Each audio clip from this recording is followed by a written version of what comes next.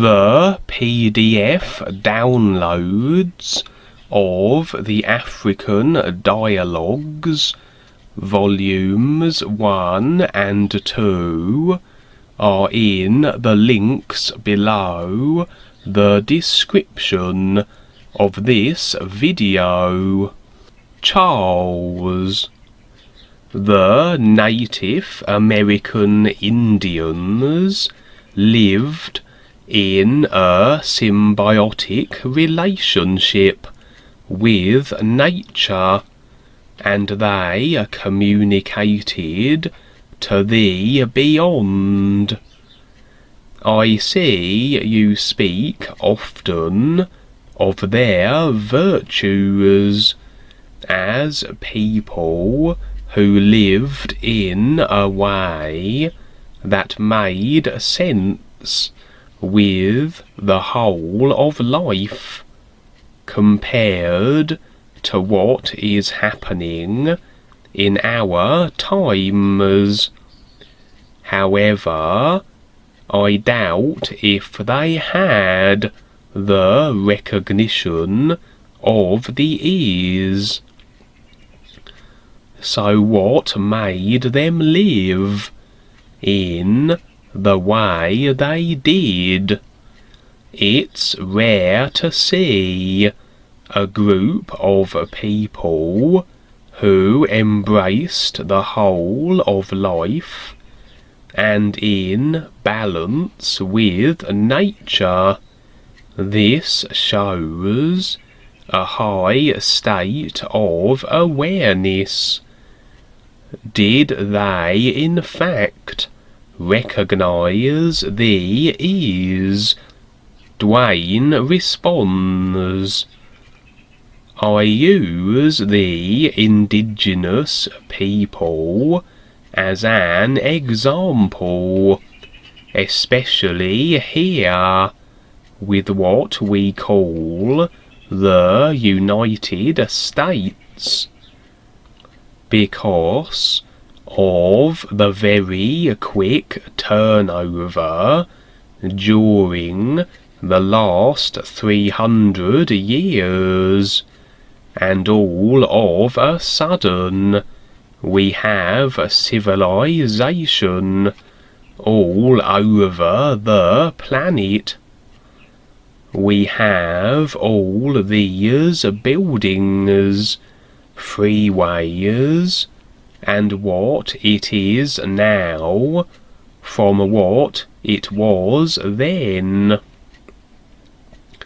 I use them as an example because the Native Americans made sense, and the transition they went through is very obvious, and they still bring it up today.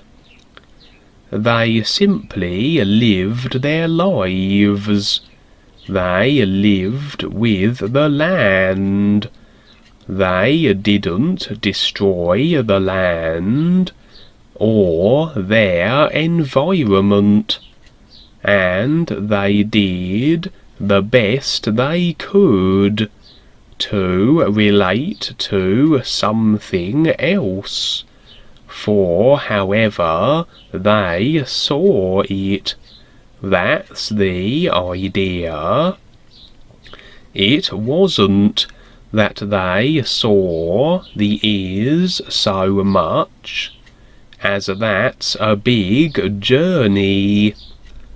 Even people who have been into the real universes many times doesn't mean they have recognized what's going on. You can have the experience, and that's one thing. We can do many things. Look at the average person that's lived here their whole lives, with what's going on. They can have a good life. They can do very well, be very popular, well liked, part of the community. But do they really recognize what's taking place here, which is the first step?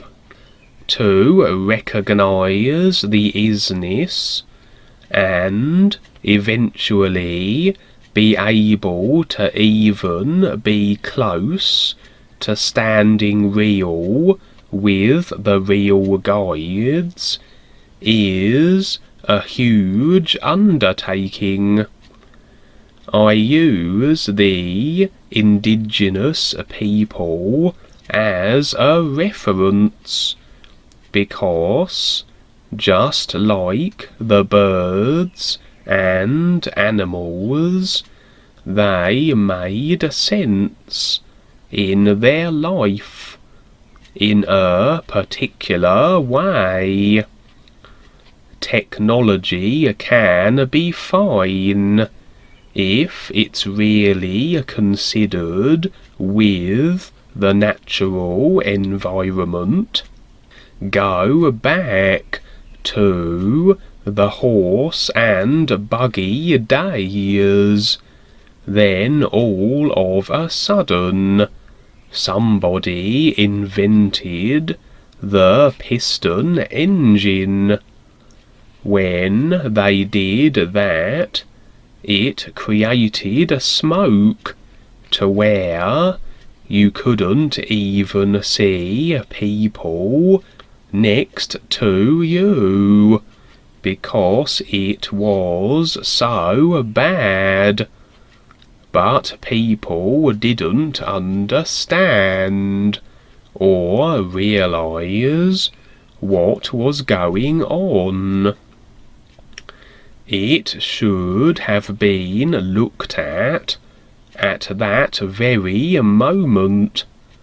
And here we are, over 100 years later, and we still have it. Is it a good idea? Anything is possible, and there's many ways to do the same thing. What is taking place today is about business. It's about distortion. It's about control. Business, the monetary systems, governments, this is all about control. It doesn't matter if you have declarations or constitutions, Bill of Rights. People refer to these things, but they mean nothing. They're all control factors. There's no taking a system and making it better and thinking it's going to be a better control system. It's still all about control. It's all still about the prison yard. The Native Americans didn't ruin their natural environment.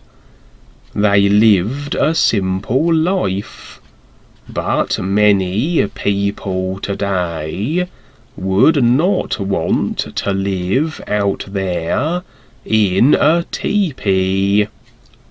People become accustomed to the buildings, the Wi-Fi, all the restrictions. I would say these people had their attitudes too, but they did the best they could. But it's something as a reference to start with. It's not the end result. Even though in the new presentation the isness is implied, it takes a lot to get to that point. For the most part, people are going to consume the knowledge and sit and listen for the most part. You're really not going to understand what's going on until you really get involved. Reading a few things, singing the new you, and having some experiences is a start. But until you get involved, you're not going to grasp it. All the people at a football game, watching the people on the field and saying how the players should do this and that. Well, why don't you get down on the field and get with these players and see what they have to confront to get to the goal line? Then your viewpoint is going to be different. It's about getting involved. I'm using the indigenous people as a reference because they had the insight not to go out and destroy. But when the so-called white man came and brought Thanksgiving and all these cute little stories that were created, all of a sudden things changed. They came and brutalized the forests, built their forts, took over, put Indians on reservations, chained and destroyed them, turned them into savages, to where they had attitudes, etc. From there, here we are, and that's basically swept over and forgotten, and it's all about business and doing better. Now comes the point of basically self-destruction, like Atlantis, because of the lasers and the atomic weapons. Just in the last few hundred years, we have atomic weapons. All of a sudden, we have lasers that can destroy planets. They've shot lasers at the sun, and they think this is funny.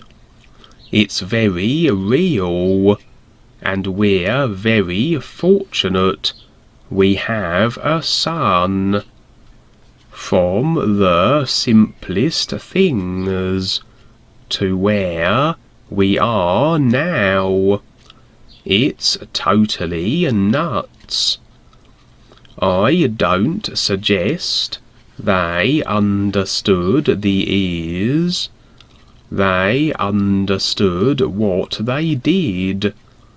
They talked about their happy hunting grounds as an example, and basically that's the astral worlds, just like how the Christians and all the religions have their places of paradise.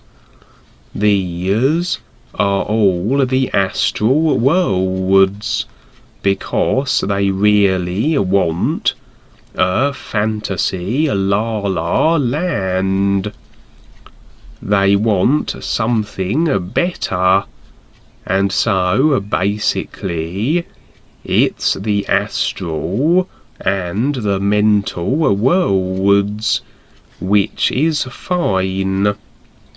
It's a step, and it's their choice if they are interested in going further. What happens is that they are so heavily marketed and controlled that they really don't have a chance to go further, because the fear factor makes them cling to the God idea. You're not to get beyond the gods, or know more than the so-called gods, because then you're in trouble. This is where we have come to, and we still have the piston engine that's destroying the planet all by itself, including all the other factors that we have. The indigenous people are a good example, but I'd rather use the birds. The idea is that the birds don't need governments.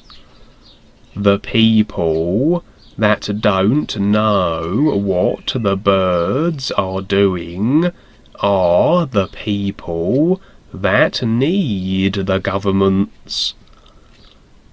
People think there is a difference between birds and people, and there isn't. It's just that I see the birds as having better body types, because they can fly. The humans have to drag their body around the earth. So what makes more sense? We're in a position. The new nowness is about making sense, and not just staying senseless with everybody else that doesn't know what they are doing. It's a real challenge, and I'm up for it. I like it, and it keeps me busy. Number 1 is survival. It's not what we think or see, but about survival and what makes sense. Do we take on the challenge? Do we take the risk? Or do we do nothing? I don't like bringing these people up, these dark brats. We were going to put some of them in the phantom zone, but I decided not to, just to try to get them to help us, because what they are creating is a demise also. A lot of people's lives every day depend upon it. So we're just trying to get something done that does help everybody. I wanted to do things a long time ago for Africa, but I'm stopped left and right. I get confirmations about this in this world, so I look to a bigger picture, and this is going to be a real adventure when it comes through. You will be part of it, and everybody else. I see Africa as having more advantages because people stick together in a particular way. They have the communities. But if it's person to person, then that's what it is. We're doing that here too.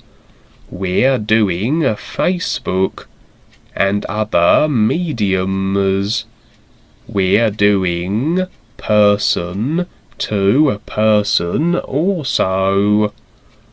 When I go out there, I also step up and talk to people about what I'm doing, to see where they are at, and I do that every day.